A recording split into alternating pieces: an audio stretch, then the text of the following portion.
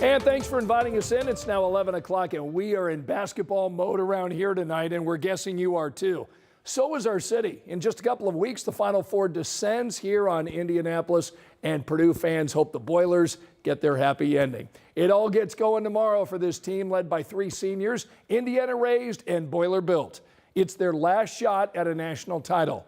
Tonight, our March Madness coverage begins in St. Louis. That's where Dominic Miranda is with the guys ready to make a run. Purdue's NCAA tournament journey begins right here in St. Louis at the Enterprise Center as they play the 15-seed Queens on Friday night. Purdue, no stranger to being in March Madness and making deep runs in March Madness. You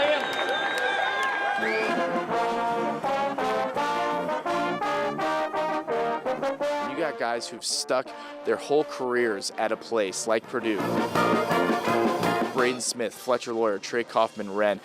That's going the way of the dodo in college basketball these days. It's really came to a head in the Big Ten tournament when we saw this team click like we hadn't seen. Purdue came into the Big Ten tournament having lost 4 of 6. They go on to win 4 games in 4 days and clearly found something ahead of the NCAA tournament. CJ Cox agrees. I think definitely the defensive aspect, communication is something that we emphasize and something that we want to continue doing, and I feel like the past 4 games in the Big Ten tournament, we did that really well, and it was the reason why we were able to finish out the whole thing, and then also just being able to execute on offense, shooting the open shots, and yeah. Now, Queens is the champion of the Atlantic Sun. This is their first ever trip to the NCAA tournament. They score, and they score a lot. They're a very good three-point shooting team. Matt Painter knows it's going to be no slouch come Friday night. They're a skilled team. They have a couple guys that can really shoot it, but they have a lot of guys that can break you down and make plays. They're a smaller team than we're used to in the Big Ten, but like they're a quality team. Their big guys can rip and go. They have size that can shoot threes. They have athleticism. They have playmakers. They've proven throughout the year that they can score the basketball. Now, momentum is the name of the game when it comes to the month of March. We saw it last week when the Boilers won 4 games in 4 days on their way to a Big Ten tournament championship. Fletcher Lawyer knows what it takes to get off to a good start. March is tough, so getting ready to go. You got to be good defensively. You got to be good on the glass, and you got to take care of the ball. So doing a lot of little things that lead to winning, and then ultimately just playing pretty well this first weekend to get some confidence rolling. 7:35 p.m. Eastern Standard right here at the Enterprise Center. Purdue and Queens. It's the beginning of what the Boilers hope to be a lengthy run in the 2026 NCAA tournament. Can't take anything for granted. There's no doubt about that. We'll have much more coverage for you on Sunrise and on WTHR Plus as the Boilers begin its big dance. Here at St. Louis, I'm Dominic Miranda, 13 Sports. All right, Dom, thanks so much. So the Final Four happens over one weekend, but preparations here in Indianapolis, they've been underway for more than a year now. So if you've been downtown recently, you can see that work paying off because the ball is in our court. And as we welcome in spring, basketball is in full bloom. Crews are preparing for the free music festival over at the American Legion Mall, and they're finishing up that enormous bracket on the side of the JW Marriott. Outside Lucas Oil Stadium, you can see signs going up, and inside there's all kinds of gear as construction teams get ready for the basketball teams that will be here in April. In all, Indiana Sports Corp leaders are expecting 70,000 people downtown each day of the Final Four. This is not a typical Easter weekend here in downtown Indianapolis. Like I said, tens of thousands of fans are going to be here. So we want every business and every restaurant, every attraction to be open and to welcome all of the fans that are going to be down here. So we're working on that. We're working with our hotel partners, working on the travel with all the teams coming in, because when they punch their ticket after that Elite Eight, they're immediately going to be traveling here. Workers tonight also putting the finishing touches on Georgia Street, so it'll be open and ready to go for pre-gaming. And since this is Indiana, we're doing the Final Four bigger than ever. India's hosting not just D1 games, but D2, D3, and the NIT. And we're nearing the end of March Madness Day 1. How's your bracket doing? Mine is not good at all. Now, if you're shooting for perfection, good luck. The chance of predicting every game correctly is 1 in 9.2 quintillion. But it doesn't stop people from trying. I mean, fans are guessing not just the outcomes of the games, but stats across the board.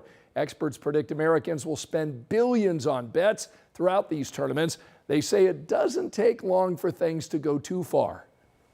A lot of people don't realize sometimes how much they're spending, or it's just so easy to access it.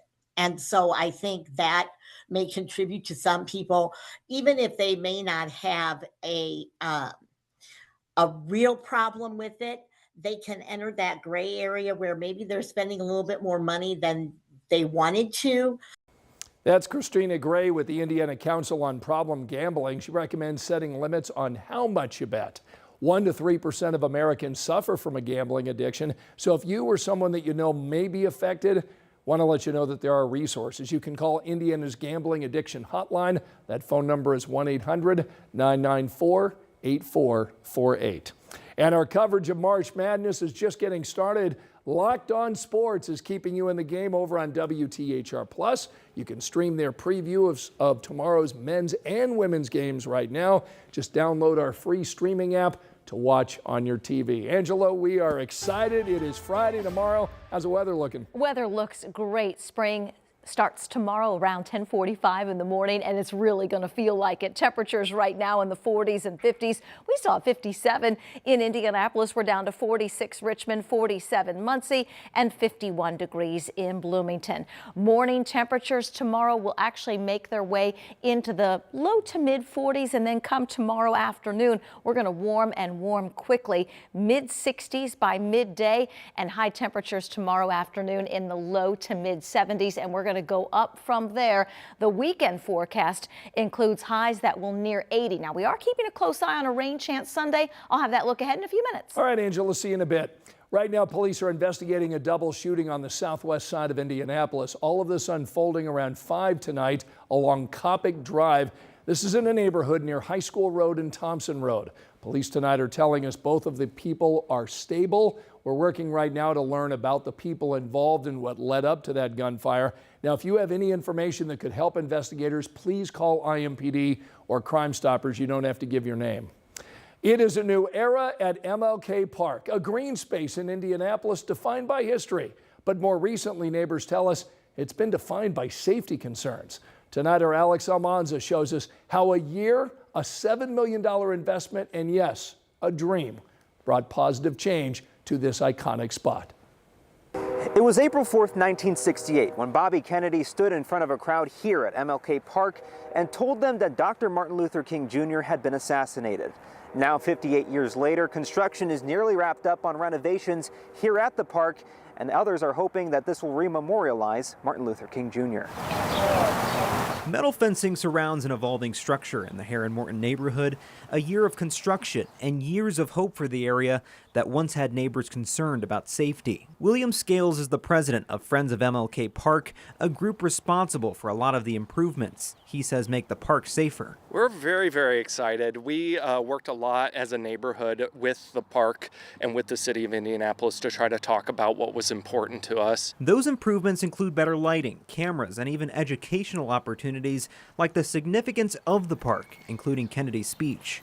What I really like about the park is it's not just about Bobby Kennedy and what he did. That's very important, but it also is a focus on MLK. It is the MLK Park. It's what makes the park so special. Jeffrey Owens was here and witnessed Kennedy's speech. I was one of the young men that was out here when they gave the speech. I felt a little hatred, but then also felt that everything needs to change. That change witnessed through the decades as this park transformed and evolved. That's why Owen says it holds a special place in his heart to see a new chapter unfold before his very eyes. It memorializes him, but it also let everybody know things have to change. A rededication ceremony will take place here on April 4th in just a couple weeks, which is the same exact date that Bobby Kennedy gave that speech. The event will be held from noon to 6. In Indianapolis, Alex Almanza, 13 News. Here's a look at the other stories making headlines right now. We're getting new insight tonight about that crash that damaged a restaurant in Martinsville and injured nearly a dozen people. This happened last night at Chili's. Investigators now say the driver had a leg disability and his truck had a modified pedal system. They say the man's leg got caught in the modification and the gas pedal got hit, sending the truck right into the restaurant. The sheriff told us they'll be looking at the truck and the restaurant before handing over any findings to the prosecutor's office. 2 young adults are under arrest tonight, accused of firing gunshots toward the IMPD horse barn. This is a look at the new facility that's home to the department's mounted patrol on the west side of Indianapolis. Officers arrested an 18-year-old and a 19-year-old for criminal recklessness and possession of marijuana. No horses were injured.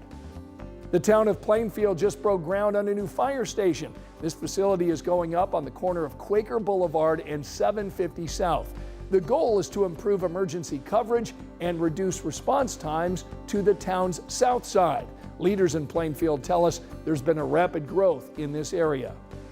Tonight, roughly 800 workers at the BP refinery in Whiting, Indiana, are locked out of their building amid contract negotiations. The union is protesting the lockout. It's not clear tonight how long this could last. BP says replacement workers will keep this facility operational. The Northwest Indiana facility produces more than 400,000 barrels of crude oil every day. Remember, you can find all of our latest local stories streaming anytime. Just scan this QR code on your screen.